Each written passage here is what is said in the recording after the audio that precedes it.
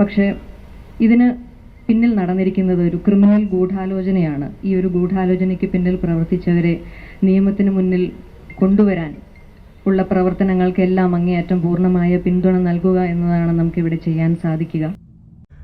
Hi friends, welcome to my YouTube channel. അപ്പോൾ അവസാനമായി നമ്മളെല്ലാം പ്രതീക്ഷിച്ച പോലെ തന്നെ നടൻ ദിലീപിനെ കുറ്റവിമുക്തനാക്കിക്കൊണ്ട കോടതിയുടെ വിധി ഇന്ന് പുറത്തു വന്നു. ഗൂഢാലോചനയ്ക്ക് ഒരു തെളിവും കണ്ടെത്താൻ നമ്മുടെ കോടതിക്ക് സാധിച്ചില്ല എന്നാണ് വിധിന്യായത്തിൽ പറയുന്നത്. ഗൂഢാലോചനയ്ക്ക് തെളിവില്ല എന്നുകൂടി കോടതി കൂട്ടിച്ചേർക്കുകയാണ്. ഇത് തന്നെയാണ് പറയുന്നത്. പണത്തിൻ്റെ മുകളിൽ പരുന്തും പറക്കുകയില്ല എന്ന് പറയുന്നത് അന്വർത്ഥമാക്കുന്ന രീതിയിൽ തന്നെയായിരുന്നു നമ്മുടെ കോടതിയുടെ വിധി പ്രസ്താവം. അതുപോലെ തന്നെ ഇനി പാവപ്പെട്ടവരും അതുപോലെ തന്നെ നിരാലംബരും എവിടെയാണ് നീതി എന്ന് അന്വേഷിച്ചു പോയി കഴിഞ്ഞാൽ ഇത്തരക്കാർക്ക് മുന്നിൽ പെട്ടുപോയാൽ ഇതായിരിക്കും അവസ്ഥ എന്ന് തെളിയിക്കുന്നതായിപ്പോയോ ഇന്നത്തെ വിധിന്യായമെന്ന് തോന്നിപ്പിക്കുന്ന രീതിയിലാണ് കോടതി വിധി പ്രസ്താവിച്ചത്.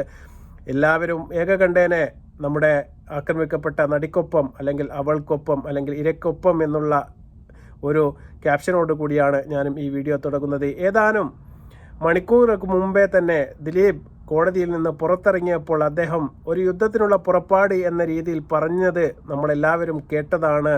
മഞ്ജു വാര്യർ ഒരു ഗൂഢാലോചന സംശയിക്കുന്നുണ്ട് എന്ന നടി ആക്രമിക്കപ്പെട്ട അന്ന് രാത്രി തന്നെ കൂടിയ മീറ്റിങ്ങിൽ നമ്മോട് തുറന്നു പറഞ്ഞിരുന്നു. ആ ഒരു കാര്യത്തിലേക്ക് എത്താൻ വേണ്ടിയിട്ടുള്ള എല്ലാ തെളിവുകളും പ്രോസിക്യൂഷൻ്റെ ഭാഗത്ത് നിന്ന് ഹാജരാക്കുകയും ചെയ്തു. മെമ്മറി കാർഡ് അടക്കം, അതുപോലെ തന്നെ സാക്ഷിമൊഴികൾ അടക്കം, അതുപോലെ പൾസർ സുനി ജയിലിൽ നിന്ന് ബാക്കി കൊട്ടേഷൻ തുക കിട്ടണമെന്ന് പറഞ്ഞ് ദിലീപിനെ എഴുതിയ കത്തടക്കം എല്ലാം സുപ്രീം കോടതിയിൽ ഹാജരാക്കിയിട്ടും എല്ലാ തെളിവുകളും ഈ ഗൂഢാലോചന തെളിയിക്കാൻ പര്യാപ്തമല്ല എന്ന ഒരു വിധിന്യായത്തിലേക്ക് കോടതി എത്തിച്ചേർന്നിരിക്കുന്നു. സാമാന്യ ബുദ്ധിക്ക് നിരക്കാത്തതാണ് എങ്കിലും നമ്മളത് വിശ്വസിച്ചേ പറ്റൂ. അത് തന്നെയാണ് കേരളം, ഇത് തന്നെയാണ് നമ്മുടെ നിയമവ്യവസ്ഥ. ഇനിയും ഏതാനും നമ്മുടെ ഹൈക്കോടതിയോ സുപ്രീം കോടതിയും അടക്കമുള്ള ഒരുപാട് ന്യായ വ്യവസ്ഥകൾ നമുക്ക് ഇനിയും ബാക്കിയുണ്ട്. അതിൽ നമുക്ക് പ്രതീക്ഷ അർപ്പിച്ച് മുന്നോട്ട് ജീവിക്കാം. ഏതായാലും വർഷങ്ങൾക്ക് മുമ്പേ തന്നെ മഞ്ജു വാര്യർ ആദ്യമായി നടത്തിയ ആ പ്രതികരണത്തിൻ്റെ ഏതാനും ചില ഭാഗങ്ങൾ തീർച്ചയായിട്ടും ഞാൻ നിങ്ങളെ ശ്രദ്ധയിലേക്ക് കൊണ്ടുവരികയാണ്. നമുക്ക് അതിൽ നിന്ന് തുടങ്ങാം. ഇപ്പോൾ ഇവിടെ ഇരിക്കുന്ന പലരെയും, ഞാനടക്കമുള്ള പലരെയും പല അർദ്ധരാത്രികളിലും പല അസമയങ്ങളിലും ഞങ്ങളുടെ വീടുകളിൽ സുരക്ഷിതരായി കൊണ്ടാക്കിയിട്ടുള്ള ഡ്രൈവർമാരുണ്ട്. അപ്പോൾ അതുകൊണ്ട് എല്ലാ സഹപ്രവർത്തകരെയും അങ്ങനെ കുറ്റം പറഞ്ഞിട്ട് കാര്യമില്ല. പക്ഷേ ഇതിന് പിന്നിൽ നടന്നിരിക്കുന്നത് ഒരു ക്രിമിനൽ ഗൂഢാലോചനയാണ്. ഈ ഒരു ഗൂഢാലോചനയ്ക്ക് പിന്നിൽ പ്രവർത്തിച്ചവരെ നിയമത്തിന് മുന്നിൽ കൊണ്ടുവരാൻ ഉള്ള പ്രവർത്തനങ്ങൾക്കെല്ലാം അങ്ങേയറ്റം പൂർണ്ണമായ പിന്തുണ നൽകുക എന്നതാണ് നമുക്കിവിടെ ചെയ്യാൻ സാധിക്കുക. മാത്രമല്ല, ഒരു സ്ത്രീക്ക് വീടിന് അകത്തും പുറത്തും അവൾ പുരുഷന് നൽകുന്ന ബഹുമാനം അതേ അളവിൽ തിരിച്ചു കിട്ടാനുള്ള അർഹത ഒരു സ്ത്രീക്കുണ്ട്. ആ ഒരു സന്ദേശമാണ് ഞാനിവിടെ എല്ലാവരെയും അറിയിക്കാൻ ആഗ്രഹിക്കുന്നത്. മഞ്ജു വാര്യർ അന്ന് തന്നെ പറഞ്ഞിരുന്നു, ഒരിക്കലും സംഭവിക്കാൻ പാടില്ലാത്ത ഒരു സംഭവമാണ്. എല്ലാവരും ഇത്തരത്തിൽപ്പെട്ട ഡ്രൈവർമാരെ കുറിച്ച് പറയുകയാണ്, എല്ലാവരും ഇത്തരത്തിൽപ്പെട്ട ആൾക്കാരാണെന്ന് ഒരിക്കലും ഞാൻ പറയുന്നില്ല. പക്ഷേ നമ്മുടെ കൂട്ടത്തിലും ഇത്തരത്തിൽപ്പെട്ട ആൾക്കാരുണ്ട്, അവരെ ശ്രദ്ധിക്കണം. അതുപോലെ തന്നെ ഇത്തരം ഒരു സംഭവത്തിൻ്റെ പിന്നിൽ ശക്തമായ ഒരു ഗൂഢാലോചനയുണ്ടോ എന്ന് സംശയിക്കേണ്ടതായിട്ടുണ്ട് എന്ന് വർഷങ്ങൾക്ക് മുമ്പ് തന്നെ മഞ്ജു വാര്യർ ആ പ്രസംഗത്തിൽ വളരെ വ്യക്തമായി നമ്മോട് പറഞ്ഞത്. അർത്ഥവത്താക്കുന്ന ഒരു കാര്യം തന്നെയാണ് ഇന്ന് വിധി പ്രസ്താവം വന്നതിന് ശേഷം ചാടിയിറങ്ങി മാധ്യമങ്ങളോട് 8 വർഷത്തിന് ശേഷം ആ മുഖത്തൊരു പുഞ്ചിരി വിടർന്ന് കണ്ടത് ഇന്നാണ്. അദ്ദേഹം മാധ്യമങ്ങളോട് ആക്രോശിക്കുന്നത് നമ്മൾ കണ്ടു. 9 വർഷമായില്ലേ നിങ്ങൾ എൻ്റെ പുറകെ നടക്കുന്നു, ഇനി ആരാണ് എനിക്കെതിരെ ഗൂഢാലോചന നടത്തിയത് എന്ന് പോയി കണ്ടുപിടിക്കൂ എന്ന് വരെ ദിലീപ് മാധ്യമങ്ങളോട് ആക്രോശിക്കുന്നത് നമ്മൾ കണ്ടു. ദിലീപ് എന്ന് പറഞ്ഞത് തീർച്ചയായിട്ടും മഞ്ജുവാണ് ആദ്യമായിട്ട് ഗൂഢാലോചനയെപ്പറ്റി എൻ്റെ നേർക്ക് മൊയ്ക്ക് പറഞ്ഞത് എന്ന രീതിയിൽ തന്നെ ദിലീപ് ഇന്ന് സംസാരിക്കുകയും ഉണ്ടായി. നമുക്ക് അദ്ദേഹത്തിൻ്റെ ആ പ്രതികരണം കൂടി കേൾക്കുമ്പോൾ തീർച്ചയായിട്ടും ഗൂഢാലോചന 100% തെളിഞ്ഞതുപോലെ തന്നെയാണ്. നമുക്ക് എന്താണ് ദിലീപ് പറഞ്ഞത് നമുക്ക് അതുകൂടി കേൾക്കാം. ഈ കേസിലെ ക്രിമിനൽ ഗൂഢാലോചന ഉണ്ട്.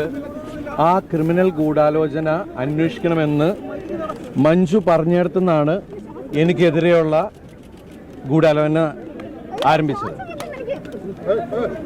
അതിന് അന്നത്തെ ഉയർന്ന ഒരു മേലുദ്യോഗസ്ഥയും അവര് തെരഞ്ഞെടുത്ത ഒരു സംഘം ക്രിമിനൽ പോലീസുകാരും ചേർന്ന് ആണ് ഇങ്ങനൊരു നടപടി ഉണ്ടാക്കിയത്. അതിനായിട്ട് ഈ കേസിലെ മുഖ്യപ്രതിയെ കൂട്ടുപിടിച്ച് അയാളുടെ ജയിലിൽ ഉണ്ടായിരുന്ന കൂട്ടുപ്രതികളെയും കൂട്ടുപിടിച്ചിട്ട് ഈ പോലീസ് സംഘം ഒരു കള്ളക്കഥ മെനഞ്ഞെടുക്കുകയാണ് ചെയ്തത്. എന്നിട്ട് ഈ പോലീസ് സംഘം ചില മാധ്യമങ്ങളെയും അവർക്ക് ഒത്താശ ചെയ്തു കൊടുക്കുന്ന ചില മാധ്യമ പ്രവർത്തകരെയും കൂട്ടുപിടിച്ച് ഈ കള്ളക്കഥ സാമൂഹ്യ മാധ്യമങ്ങളിലൂടെ പ്രചരിപ്പിക്കുകയും ചെയ്തു. ഇന്ന് കോടതിയിൽ ഈ പോലീസ് സംഘം ഉണ്ടാക്കിയ കള്ളക്കഥ തകരുകയാണ് ചെയ്തത്. ഈ കേസിൽ യഥാർത്ഥ ഗൂഢാലോചന എന്ന് പറയുന്നത് എന്നെ പ്രതിയാക്കാനാണ്. സമൂഹത്തിൽ എൻ്റെ കരിയർ, എൻ്റെ ഇമേജ്, എൻ്റെ ജീവിതം നശിപ്പിക്കാൻ വേണ്ടി ചെയ്തതാണ്. ഇന്ന് എനിക്ക് എൻ്റെ കൂടെ നിന്ന് എല്ലാ കുടുംബാംഗങ്ങളോടും, എൻ്റെ സുഹൃത്തുക്കളും അവരുടെ കുടുംബങ്ങളോടും, അതുപോലെ എനിക്ക് വേണ്ടി കാണാത്ത കേൾക്കാത്ത ആളുകൾ ഒരുപാട് പേര്, കോടിക്കണക്കിന് ആൾക്കാരെ എനിക്ക് വേണ്ടി പ്രാർത്ഥിച്ചിട്ടുണ്ട്. അവരോടൊക്കെ ഞാൻ ആത്മാർത്ഥമായിട്ടുള്ള നന്ദി പറയുകയാണ്. ഗൂഢാലോചന നടത്തിയത് എനിക്കെതിരെയാണ് എന്നും അതിൽ പോലീസ് ഉദ്യോഗസ്ഥയടക്കം പോലീസിലെ ചില ക്രിമിനലുകളടക്കം നടത്തിയ ഗൂഢാലോചനയുടെ ഭാഗമാണ് ഞാൻ ഈ കേസിൽ കുടുങ്ങിയത് എന്ന രീതിയിലാണ് നമ്മുടെ ദിലീപ് പറഞ്ഞു വെക്കുന്നത്. അല്ലാതെ അദ്ദേഹത്തിൻ്റെ പ്രതികരണങ്ങളും അദ്ദേഹത്തിൻ്റെ വാഗ്മൊഴികളും ബാലചന്ദ്രൻ എന്ന് പറയുന്ന നമ്മുടെ സംവിധായകൻ നൽകിയ മൊഴികളും അതെല്ലാം അദ്ദേഹം മറന്നു കാണുകയാണ് എന്ന് തോന്നുന്നു. അദ്ദേഹം കൊടുത്ത പൈസയുമായി ബന്ധപ്പെട്ടുള്ള കാര്യങ്ങളും എല്ലാം പുറത്തു വന്നതാണ്. പൾസർ സുനി അദ്ദേഹം സംസാരിക്കുന്ന വോയിസ് ക്ലിപ്പുകൾ നമ്മൾ കേട്ടതാണ്. കോടതിയിൽ നിന്ന് കിട്ടാനുള്ള പൈസ ബാക്കി തരണമെന്ന് പറഞ്ഞുകൊണ്ട് ആരുടെ പേരും ഞാൻ പുറത്ത് പറയുകയില്ല, ബാക്കി കൊട്ടേഷൻ തുക കിട്ടണമെന്ന് പറഞ്ഞ് പൾസർ സുനി എഴുതിയ കത്ത് പുറത്ത് വന്നതാണ്. ഇതെല്ലാം ഇപ്പോൾ വെള്ളത്തിൽ വരച്ച ഒരു വര പോലെ ഈ തെളിവുകളെല്ലാം കോടതി മുക്കിക്കളഞ്ഞു എന്ന് വേണമെങ്കിൽ നമുക്ക് മനസ്സിലാക്കാൻ വേണ്ടി സാധിക്കും.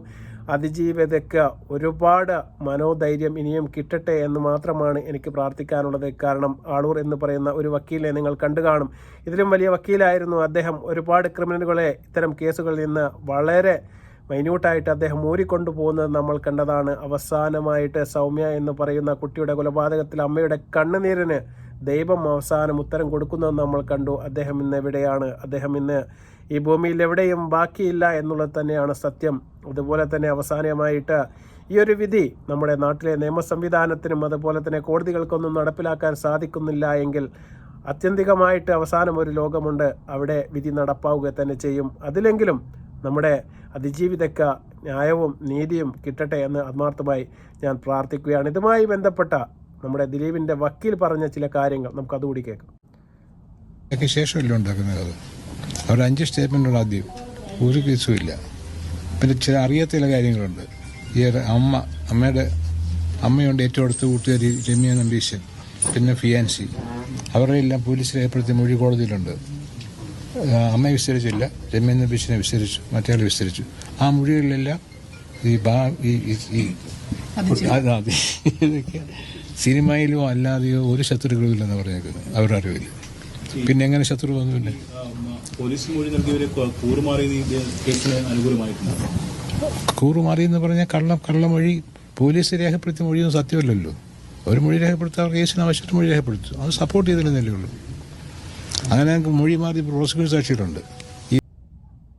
അപ്പോൾ തീർച്ചയായിട്ടും പോലീസ് എഴുതി ചേർത്ത ചില തെളിവുകളെക്കുറിച്ചൊക്കെ അദ്ദേഹം വാചാലനായി സംസാരിക്കുന്നുണ്ട്. അതൊക്കെ എഴുതി ചേർത്തത് മാത്രമാണ്, അതൊന്നും തെളിവുകളല്ല എന്നാണ് അദ്ദേഹം പറയുന്നത്. തീർച്ചയായിട്ടും കോടതിക്ക് മുമ്പിലേക്ക് എത്തേണ്ടത് തെളിവുകളാണ്.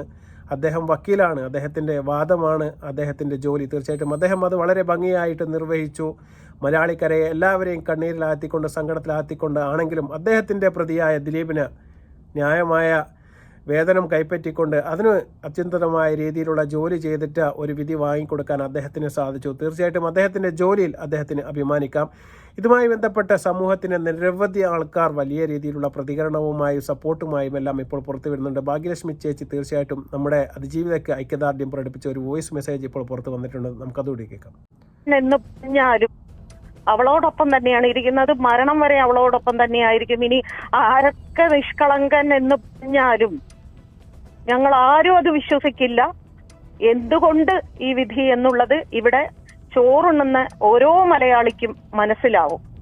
ഇതിനപ്പുറം ഒന്നും എനിക്ക് പറയാനുമില്ല. ഇതിനപ്പുറം ഈ ഒരു വിധി ഞാൻ പ്രതീക്ഷിച്ചുമില്ല. ഇത്രയും മനസ്സിന് എന്താ പറയാ, സമൂഹത്തിന് മാതൃകയാവുന്ന ഓരോ പെണ്ണിനും മാതൃകയാകുന്ന ഇത്തരത്തിലുള്ള അനുഭവങ്ങളിൽ കൂടി മുമ്പോട്ട് പോയിക്കൊണ്ടിരിക്കുന്ന ഓരോ പെൺകുട്ടിക്കും മാതൃകയാകുന്ന രീതിയിൽ അവൾ നിയമ നടപടി ും അവൾ പ്രതികരിക്കേണ്ടിടത്ത് പ്രതികരിച്ചും സംസാരിക്കേണ്ടിടത്ത് സംസാരിച്ച് ഒരു പെണ്ണാണ്. അതുകൊണ്ട് തന്നെ അവൾ ഇപ്പോഴും ആ ഒരു ഡീസൻസി എന്ന് പറയുന്ന ഒരു സാധനം ഉണ്ടല്ലോ, അത് അവൾ ഇപ്പോഴും നിശബ്ദമായി തന്നെ അവൾ അത് നേരിട്ട് കൊണ്ടിരിക്കുകയാണ്. അപ്പോൾ തീർച്ചയായിട്ടും ഇത് തന്നെയാണ് നമുക്ക് കേരള ജനതയോട് പറയാനുണ്ട്. തീർച്ചയായിട്ടും ഇനിയും ഒരുപാട് കോടതികളും അതുപോലെ തന്നെ നിയമ സംവിധാനങ്ങളും എല്ലാം ബാക്കിയുണ്ട്.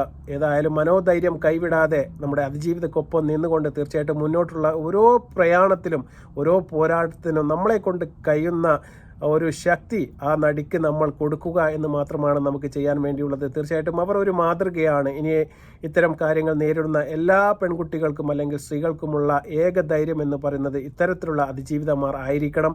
അവർ തീർച്ചയായിട്ടും ആത്മഹത്യയിലേക്കും മറ്റു പ്രേരണയിലേക്കും എല്ലാം പോകുന്നതിന് പകരം പിടിച്ചു നിന്നുകൊണ്ട് സമൂഹത്തിൻ്റെ മുന്നിലേക്ക് പടവെട്ടി വിജയിച്ച് വന്ന ആൾ തന്നെയാണ് നമ്മുടെ ഈ ഒരു അതിജീവിത എന്ന് പറയുന്നത്. തീർച്ചയായിട്ടും അവരുടെ ഒരു മനോധൈര്യം അല്ലെങ്കിൽ ഒരു ക്ഷമ അല്ലെങ്കിൽ ഒരു എന്താണ് അതിന് പറയുക എന്ന് എനിക്കറിയില്ല. തീർച്ചയായിട്ടും അത് തന്നെയാണ് വിജയിച്ചത്. ആത്യന്തികമായിട്ട് അവരുടെ ധൈര്യത്തിനും മനോധൈര്യത്തിനും അതുപോലെ തന്നെ എല്ലാത്തിനും ഒരു ബിഗ് സല്യൂട്ട് തീർച്ചയായിട്ടും കേരളത്തിലെ എല്ലാ ജനതയ്ക്കും വേണ്ടി ഞാൻ കൊടുക്കുകയാണ്. തീർച്ചയായിട്ടും ഇത് തന്നെ ആയിരിക്കണം ഇനിയുള്ള എല്ലാ പെൺകിടാങ്ങൾക്കും അതുപോലെ തന്നെ ഇത്തരത്തിലെ കേസുകളിലും കാര്യങ്ങളിലും എല്ലാം വഴിമുട്ടി നിൽക്കുന്ന നീതി കിട്ടാത്ത എല്ലാ ഇരകൾക്കും തീർച്ചയായിട്ടും ഇതൊരു ആത്മധൈര്യം പകരട്ടെ എന്ന് ആത്മാർത്ഥമായി പ്രാർത്ഥിക്കുകയാണ്. വീണ്ടും നല്ലൊരു വീഡിയോയുമായി വരുന്നത് വരെ നന്ദി, നമസ്കാരം.